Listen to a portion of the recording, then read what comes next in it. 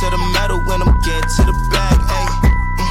Got the foot on the gas, pedal to the metal when the lane moving fast, ayy, ayy. Let them all cross. If they hate, then let them hate and make a bigger boss, ayy. Hey guys, before we jump into the episode, I wanted to let you know it is brought to you by the NMFTA. Let me ask you a question. Do you ship LTL freight? Then listen up, because the NMFC changes went live on July 19th, and they're the biggest updates in the history of freight classification. Now more than ever, accuracy matters. That's why carriers, shippers, and brokers alike are turning to Class IT Plus, the NMFTA's new digital platform for real-time NMFC data. Stop guessing, start classifying smarter, and quote freight with confidence. It's time to get your ship together because the NMFC changes are already here. Learn more at nmfcchanges.com and get started with Class IT Plus at classitplus.com. Just do me a favor and let them know that the Freight Coach sent you. This episode is brought to you by SPI Logistics, the premier freight agent logistics firm in North America. For over 40 years, SPI has been diligently building the most successful freight agent network to provide first-class relationships for our shippers, receivers, and carrier partners. We are more than another transportation network. We are a dedicated team of professionals united by one singular purpose, and that is to expedite our agents' success. All of our agents are set up for success on day one, as they are provided with a full suite of support staff that is ready to assist them with everything from after-hours emergencies to financial and administrative needs on a no-fee basis. This way, you can focus on continuing to grow your business. There is no financial risk to start, and you have the ability to earn up to 75% in commissions. If you are looking to take control of your financial future and build your business with the backing of one of the most successful logistics firms in North America, visit www.spi3pl.com to learn more. Do me a favor and let them know that the Freight Coach sent you. What is up, ladies and gentlemen? We are back. We are live. It is the Freight Coach Podcast, the top podcast in transportation, coming to you guys every single weekday, 8:30 a.m. Pacific, 10:30 Central, to break down some industry headlines. But most importantly, you guys provide some actual insight into what you can do with all of this information. If this is your first time tuning in, welcome. This is the real side of freight, ladies and gentlemen. And I do say that before every single show. And what I mean by that is I only speak with transportation professionals, because at the end of the day, I want to talk to the right individuals who have done what you're looking to do, or who are currently doing what you're trying to achieve. So you can take that information, apply it, utilize it, and see a meaningful difference in your business and your life. Happy Monday, everybody. As you can tell, I am clearly not in studio. I am live on site in Austin, Texas for the NMFTA Cybersecurity Conference. This is an annual thing for me. This is the fourth one that I've been to. And I say it often, and I'm going to say it again. This is my favorite industry event to attend, because it's finally one of those opportunities that I can go into a room, learn about freight, and be a novice in it, because on the tech side, cyber, everything, it's evolving nonstop. And it's one of those things that you need to stay ahead of it. And speaking of staying ahead of it, my guest today, Amadou Kane with VicOne. They're out here. They're in cybersecurity. They're working with OEMs. They have a great product out there. So Amadou, thank you so much for taking the time to join me this morning. Thank you for having me. No, I'm looking forward to this. It's not very often that I get to do in-person interviews, like it's normally everything's done in my studio, everybody's over Zoom and everything. So I appreciate this. And so, how'd you get your start in cyber? Like what brought you into this space?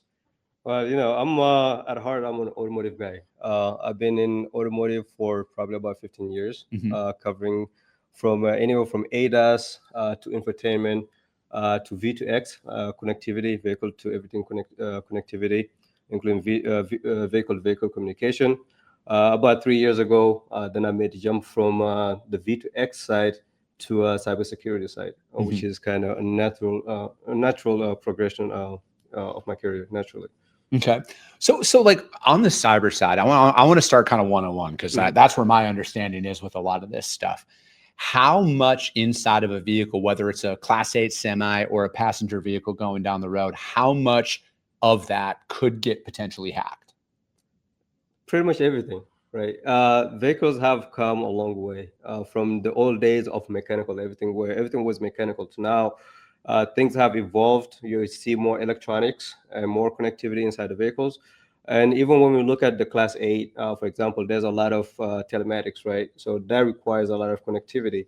And now we are talking autonomous driving, not just for passenger vehicles, but also for commercial vehicles as well, right? So those have been tested on the roads. There are companies right now who have deployed fully autonomous Class 8.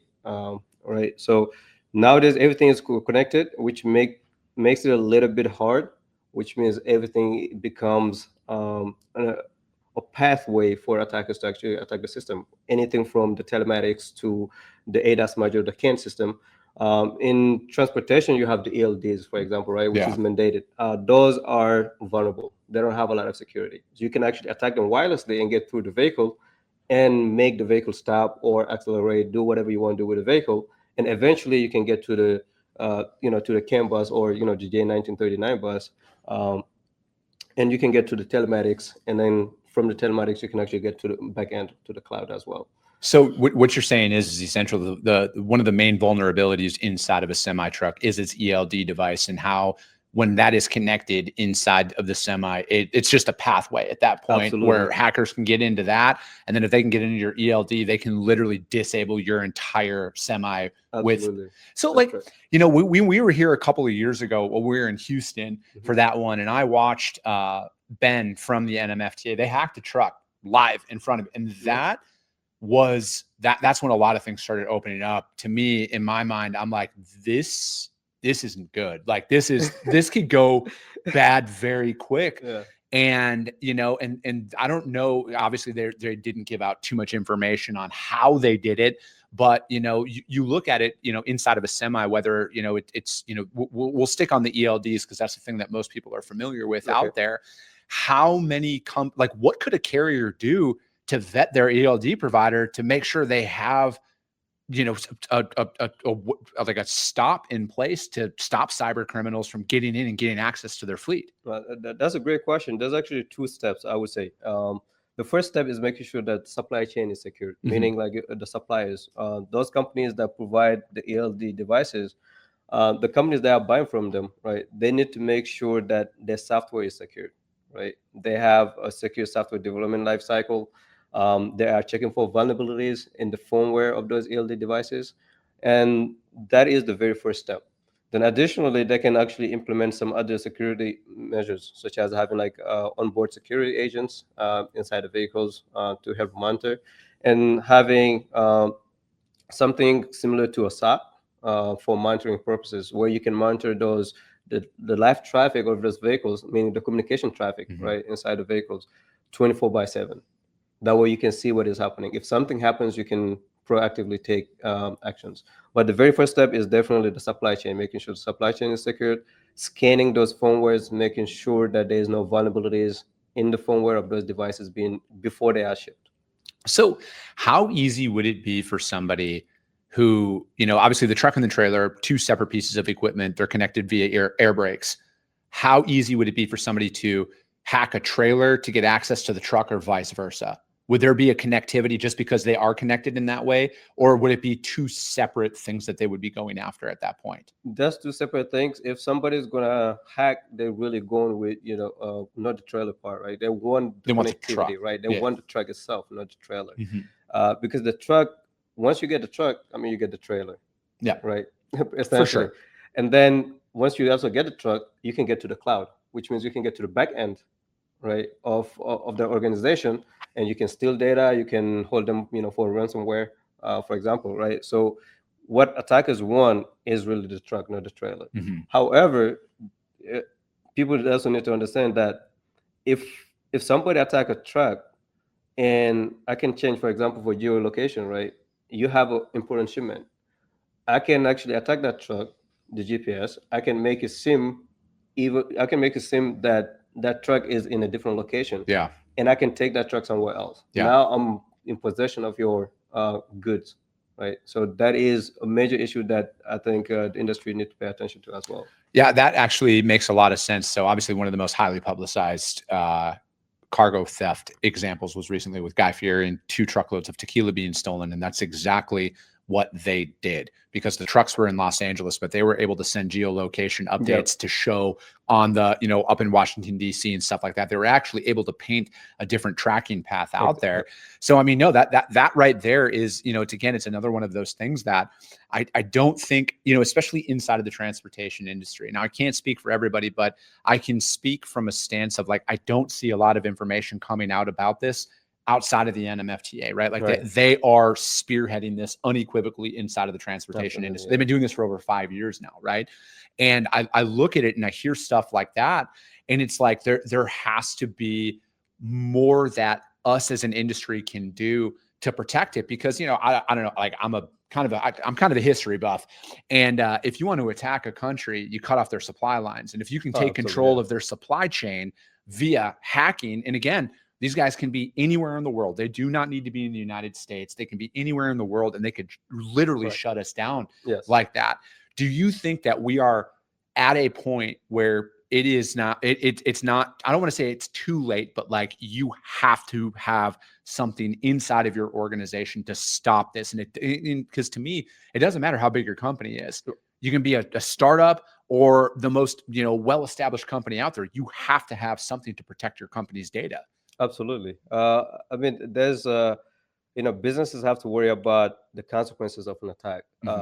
Usually we focus a lot on the IT side, right? About information being stolen or ransomware.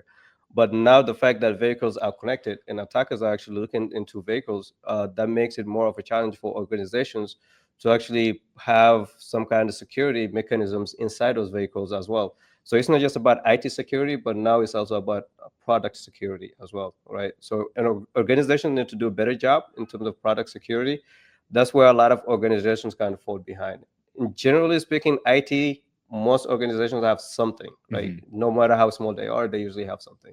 On the product side, a lot of them fall behind, and a lot of them have no idea what to do or where to even begin, right? And that is critical. And you brought up a good point, which is about the national security issue, right?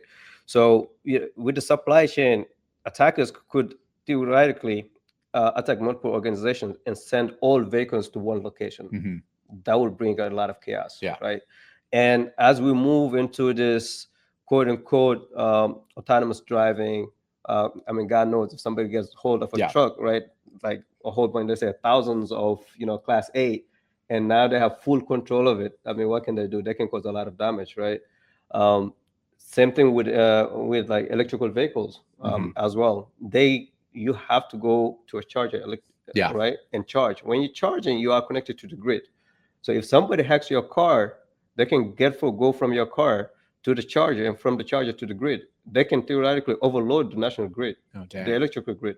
So that is also a national security issue right there. So we have to pay more attention to those things. So I want to talk about autonomous for a second here in regards to semis, because there's been, obviously there's a lot of push for that.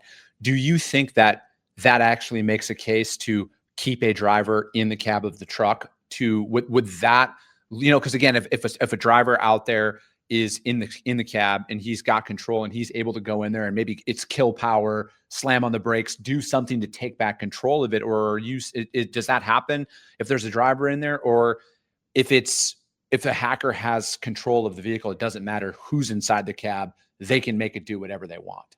It really doesn't matter. I mean, when we talk about the hydraulics brakes, like the parking brakes, those are hydraulics. Maybe you can say if there's a driver, in case of an emergency, they can try to engage it, right? But at the end of the day, everything inside of a vehicle goes through the communication bus, right? Whether it's the regular CAN bus or J1939 in class 8 and trucks. So every single thing, when you press on your brakes, there's a signal that is being sent information, right? Brake is being pressed, release this much pressure. For when you hit the acceleration, it's the same thing. When somebody gets control of your vehicle, they can send any message, or they can make the car stop, or suddenly they can just go from 50 miles an hour to 100 miles an hour. Right. And if somebody right in front of you, that's a problem. Or if you're driving 75 miles an hour, you are really close to somebody gets hold of your truck, and all of a sudden now they brake. They go from 100 to practically 0 because they slam the brake, and then now the car comes to a complete stop. Right now, everybody behind is going to be hitting you for sure. So there's really little a driver can do in case of an attack. Very little. And I would probably argue to say that it's probably safer when there is no driver versus when there is a driver. Because at least when there is a driver, there's a human element, right? You worry about a driver. But when there is no driver, unless that vehicle, there is no driver. It's just about the asset, right? It's just the loss of an asset. There is no concern for safety of a human being. how does this, like, how do companies get ahead of this, right? And this might be a shameless plug for you guys here at the end of the day, but like, how it, is it something that all OEMs are taking as serious as they should, or maybe it's the government? I mean, again, I'm not going to sit here and say like we need more government by any means, but like, is this something that the private sector is actively working on to combat this, right? Because I feel like the only way to stop bad guys is good guys, and then we need those people out there fighting this battle. Yeah, I would say the organization, the industry, as a private sector is really lagging, right? The government is even worse. Let's say we'll talk about the government. So if you go to other places, let's say Europe or Asia, for example, China, they have this cybersecurity regulations for automotive, right? That extend to transportation included. However, in the US, we don't have any, right? There is no regulation in the US for automotive transportation cybersecurity. There's like guidance, best practices from the government, but no regulation. So therefore, there's sometimes little incentive for organizations to implement product security because they'll look at it as a cost. Gotcha. Yeah. But they do need to start getting ahead of of the attacks, of the threats, because the threats are coming. They are multiplying every single year. So if you just look at automotive, last year there was 530 vulnerabilities, and there was about 200 and something incidents, right? Different instances that has happened in automotive. So attacks are multiplying every single year. They are increasingly, and if organizations do not get a hold of this, if they don't get ahead and proactively implement security, the consequences are going to be tremendous. Yeah. You brought up earlier about the difference between IT and cyber and how it's two separate departments out there. And I think that might be the learning curve out there is a lot of individuals are like, well, we have an IT department. We have to be covered, right? Like we have to be good from that. And, I also look at it is the more and more technology evolves out here, Amadou, is the greater the vulnerability, right? Because all the third parties that you're using, what does their cybersecurity system looks like? What does their processes and procedures look like? And how, again, it's just that pathway. Somebody can come in there, they can hack your truck, they get access to your TMS, and then from their TMS, they can get all of your customer information. If that customer pays you via direct deposit, anything like that, chances are they can probably get access to all of that financial information just from there. So it's like, it's not out of the realm that people like, you need to be vetting your providers, your third-party providers nonstop about what they have in place for that. Yes. That goes back to, what I said earlier about the supply chain. So your providers, that's your supply chain. Yeah. Right. And I just mentioned 530 vulnerabilities that was discovered last year in automotive. Out of that 530, 270 was related to supply chain. Oh, wow. So it was all about suppliers. 270. So that's more than half, right? That's pretty much practically more than half, or just about half, right? Maybe 49%, something like that, right? Of all vulnerabilities were related to supply chain. So the supply chain is really the most vulnerable in the whole loop when it comes to automotive and transportation, because you never know what your suppliers are doing, and you need to vet them. Those third-party apps, third-party hardware, and third-party systems that you integrate within your assets, those are potential vulnerabilities that they introduce within your organizations and your assets. So what are some of these things? Like, what should companies do? How do you ensure that you are protecting yourself, especially when you're signing up for software to do every little task inside of your business? And especially with where, I try not to talk about AI every single day out there, but like with where AI companies are and how prevalent they are across the board, what are some of these things people can do to like point out like these guys are full of it? They have no idea what they're talking about. Yeah. So the first thing is, again, it goes back to the supply chain. That has to be step number one. It's vetting your supply chain, making sure your supply chain is secured. And that includes doing vulnerability management, to where you actually force your suppliers to provide vulnerability report and SBOM, software bill of material. So when somebody produces a piece of software, right, there is, just like you have when you have a hardware, you have like a bill of material for that hardware was included. Software is the same thing. So when you produce a software, there is a bill of material, software bill of material, that says you use this library, the software library, this is what you use, this is what you use. It has the list. Then that will tell you what is being used in that software and where the vulnerabilities are for each library, it has its own unique vulnerabilities. Mm-hmm. That way, you know where the issues are. So that has to be done. And they need to make sure, organizations need to make sure that they request that from their suppliers. And for the components that the suppliers are willing to provide, let's say binaries, software binaries for, then they can do the scans themselves. Mm-hmm. And then they need to also do monitoring, right? So having the capabilities to monitor the assets 24/7 in case of an attack, or when you see something that's not right, you can investigate. That is very important. So having some kind of security operating center for assets. So IT has that. Generally, a lot of organizations have an IT SOC, an IT security operating center. Now what they need is a product security operating center, and they can integrate that into their IT SOC as well. That's something that they can do. So that's the second step. The third step would require collaboration with OEMs, Mm-hmm. where they need to have intrusion detection inside of vehicles.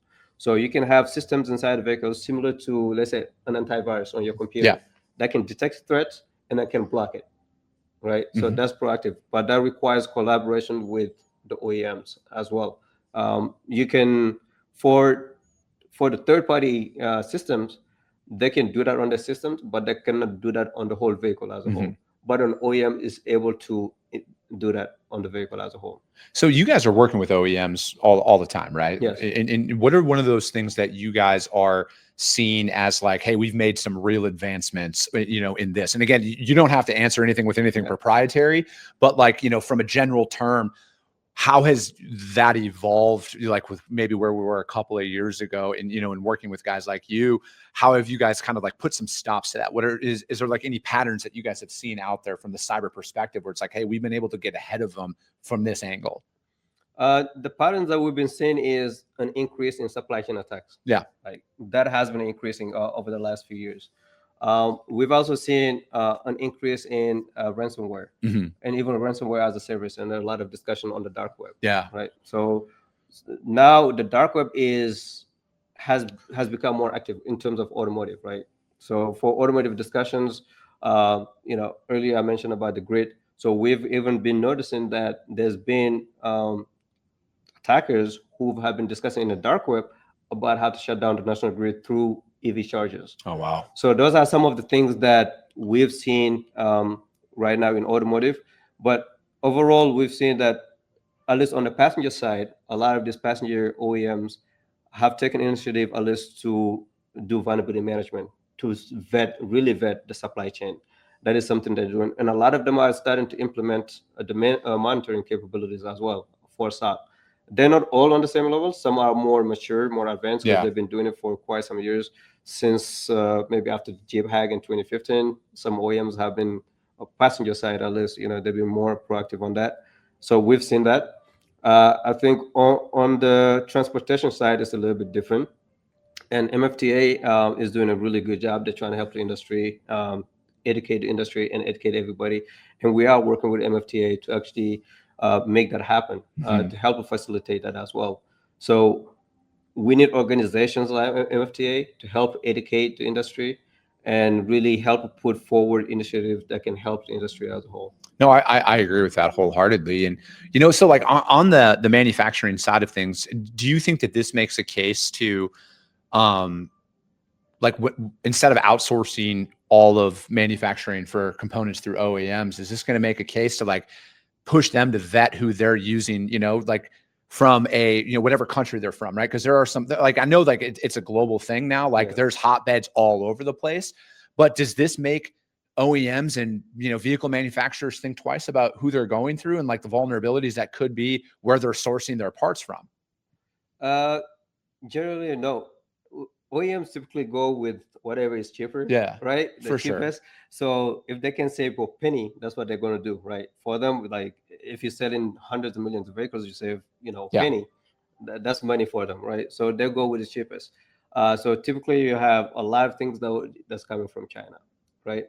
But recently, there was a law that have been passed, and that law mostly applies on to the passenger vehicle side. and I think that should be extended to Class 8 and other categories as well, to where it requires basically supply chain management, to where anything that's connectivity, now OEMs cannot get those components, whether it's hardware or software. They cannot get it from China or Russia, North Korea, those countries, because of the fear of somebody, they might embed a backdoor and eventually cause harm, to the public. Because that's where my mind goes with it, right? Is it's like if we're sourcing from the cheapest cost, and again, I get it, right? And I understand how capitalism works, but it's that I was thinking about there, right? Like, how are we ensuring that it's not being embedded in the manufacturing process alone, and then all of a sudden it gets shipped here via container to the United States to be assembled, and there's an entire fleet that as soon as it hits the road, they're all hacked and they're all shut down. So that is why it's important for OEMs or logistic companies or anybody who is buying components from a third party to vet them and to request the binaries so that they themselves can actually verify, right? So it's not just about take, whatever they tell you and whatever they give you. So a supplier can tell you, okay, well, I checked, it's clean, right? And they give you a report. But now you need to actually verify yourself. As often as they say, trust but verify. And I say, don't trust and always verify, right? So, and that's what the organizations should actually have in place, always with the mindset of they need to verify every single thing. No, I agree. Amadou, thank you so much for your time. This flew by. Thank you. I'm going to have to have you back on, man, because this is, again, these are these topics that it really just triggers my interest in, like, because this is where things are evolving, right? Like it's not going to happen. It's happening. It's here. And this is why people need to attend events like this, especially inside of transportation. You guys, the NMFTA is spearheading this. They've been in front of this already for 5+ years, and they have a ton of great information out there. And they also have a lot of great free information out there on how you guys can vet your third-party vendors and everything else that you're using. But that's going to be it for day one. I'll be back tomorrow. Day two, I got another live interview. As always, if you guys got value in what you heard, subscribe to the show, you guys. And if you're feeling ambitious, rank the show on iTunes and Spotify, because if you see value, your network's going to see it as well. I appreciate you guys. I love you guys, and we'll be talking to you soon.